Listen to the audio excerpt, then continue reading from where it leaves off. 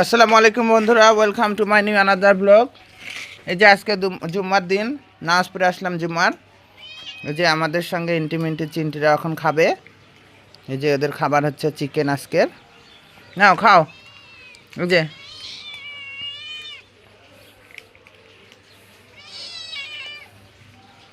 খাও, নাও।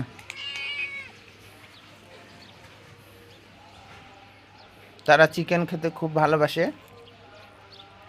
বিড়ালের প্রিয় খাবার হচ্ছে মাছ, তারপরে মুরগি। নাও হাড্ডি চাপাও, ধরো।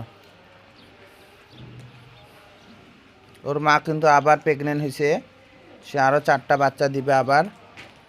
পুরা বাড়ি আমাদের বিড়ালে বিড়ালে ভরে যাবে বন্ধুরা।